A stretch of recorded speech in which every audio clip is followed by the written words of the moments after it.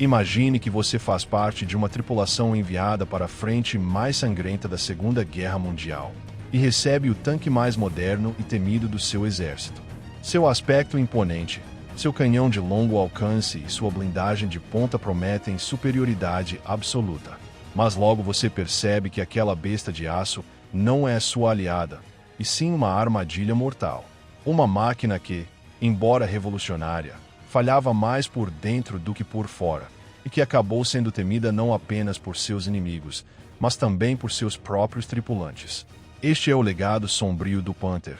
O tanque que foi vendido como o futuro, mas que em muitos casos terminou sendo uma sentença de morte.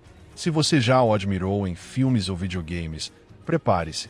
Sua história real é muito mais trágica e frustrante do que imagina.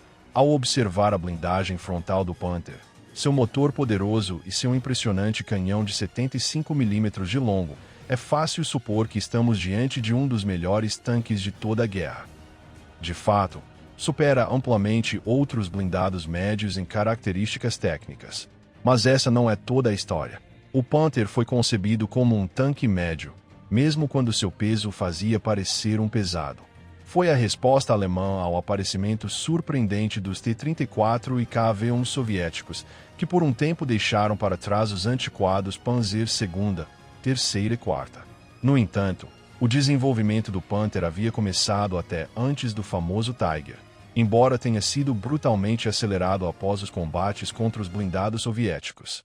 Isso fez com que o Panther passasse quase diretamente do projeto para a linha de montagem, sem os testes necessários que outros tanques tiveram. Hitler exigiu que estivesse pronto para a Batalha de Kursk a qualquer custo, e o preço foi altíssimo. O Panther se baseava em tecnologia completamente nova, diferente do Tiger, que foi construído sobre a já conhecida plataforma do Panzer IV. Em teoria, o Panther substituiria os velhos Panzer IV como tanque médio ágil e eficiente. Mas esse raciocínio foi um erro estratégico que a Alemanha pagaria muito caro.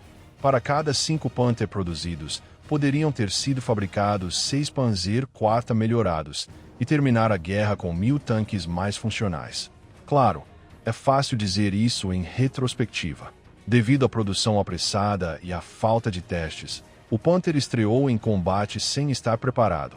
Foi enviado de trem para a frente oriental, para participar da gigantesca ofensiva conhecida como Operação Cidadela, que culminaria na Batalha de Kursk. Sem sequer enfrentar o inimigo, os problemas começaram. 2 Panther pegaram fogo assim que desceram do trem, consumidos pelas chamas provocadas por seu defeituoso sistema de combustível. Vários outros tiveram o mesmo destino apenas no trajeto até as posições alemãs. Esse defeito, que teria sido descoberto com mais tempo de prova, foi fatal. O motor Maybach, embora eficaz em outros modelos pesados, havia sido forçado até os 700 cavalos e colocado junto a um sistema de resfriamento deficiente. A mistura de combustível não queimava por completo e acabava no escape, já quente, onde podia explodir ou incendiar-se. Se as chamas não fossem detectadas a tempo, espalhavam-se rapidamente pelo tanque, significando um inferno para seus 5 ocupantes. Além disso, durante a noite, essas labaredas eram visíveis a quilômetros de distância, denunciando sua posição ao inimigo. O treinamento das tripulações era outro desastre. Muitos haviam sido formados com o Panzer IV e seus conhecimentos sobre o Panther eram mínimos. Estava proibido anotar ou fotografar o novo tanque. Então tinham que memorizar cada detalhe técnico de uma máquina altamente complexa e frágil. Em resumo, iam para a guerra apenas familiarizados com seu blindado. O primeiro dia de batalha foi um pesadelo.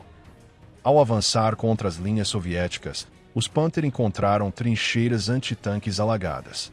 Alguns comandantes mais experientes decidiram recuar e buscar outra rota, mas outros, sem entender bem as ordens, tentaram cruzá-las e ficaram presos. O pior veio depois.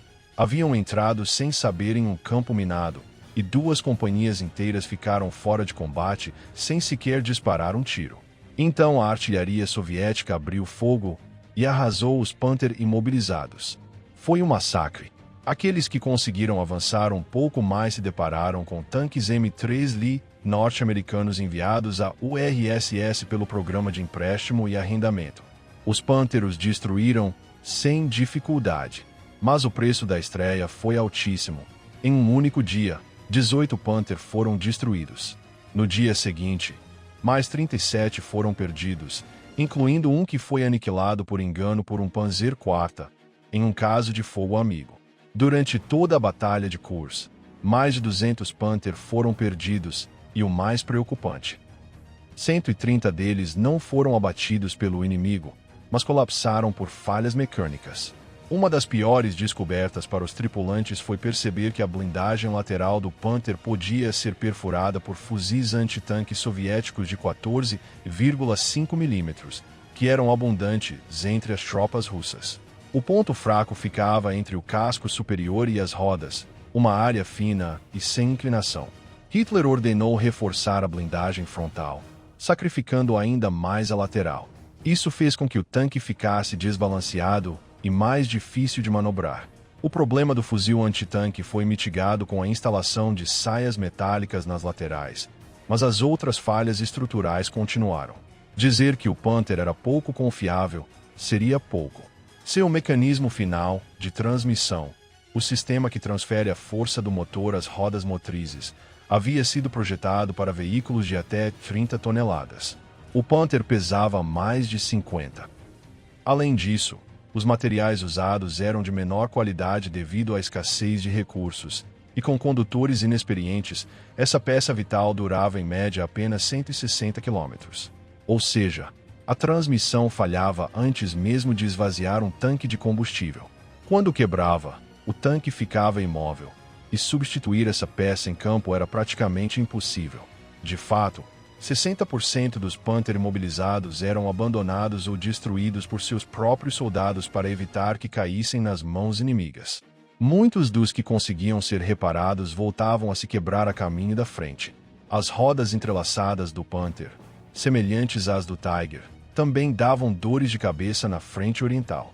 A lama e os destroços se acumulavam entre elas, e se não fossem limpas antes de parar, congelavam durante a noite. Então o tanque amanhecia completamente imobilizado. Era tarefa do membro mais novo da tripulação raspar a lama congelada, colocar galhos sob as rodas e estacionar o tanque de forma elevada. Somando todos esses fatores, a taxa de operacionalidade do Panther era desastrosa. No melhor dos casos, apenas metade estavam funcionais ao mesmo tempo. E isso antes mesmo de começar a grave escassez de combustível na Alemanha. Com o tempo, certos aspectos foram melhorados, mas os defeitos fundamentais nunca foram resolvidos. Ainda assim, com uma tripulação bem organizada, o Panther podia ser devastador. Seu canhão de 75 mm, com mais de 5 metros de comprimento e altíssima velocidade de saída, era considerado a melhor arma antitanque da Alemanha. Podia penetrar qualquer blindado aliado a mais de 1,5 km de distância. O problema era que muitas munições eram armazenadas em um único compartimento lateral. Um impacto ali significava uma explosão catastrófica para toda a tripulação. Nos campos abertos do leste, os Panther funcionavam como fortalezas móveis, causando grandes perdas ao inimigo, quando conseguiam se manter operacionais. De fato, muitas torres do Panther foram usadas em bunkers fixos de concreto nas linhas defensivas, como o Muro do Atlântico e a linha Siegfried. Dali, eram extremamente difíceis de destruir e muito efetivas. Quando os aliados desembarcaram na Normandia, cerca de 400 Panther foram enviados para lá, mas o terreno não lhes era favorável. Estradas estreitas, lama, sebes e colinas limitavam sua mobilidade. Embora tenham destruído muitos Sherman e Churchill, os Panther eram facilmente flanqueados por tanques mais leves. O Sherman Firefly, inclusive, podia destruí-los de frente. Tudo se resumia a quem disparava primeiro. E se tudo isso não fosse suficiente, na Batalha das Ardenas, 5 Panther foram disfarçados como caça-tanques M-10 norte-americanos, com placas adicionais e camuflagem aliada. Sua missão: infiltrar-se e semear o caos. Mas foram descobertos e destruídos rapidamente. Em resumo, Fazer parte de uma tripulação do Panther era mais um pesadelo do que um privilégio. Embora tivesse o potencial de ser letal, suas falhas condenaram muitos daqueles que o tripularam. E agora que você conhece sua verdadeira história, será que realmente valeu a pena todo aquele esforço?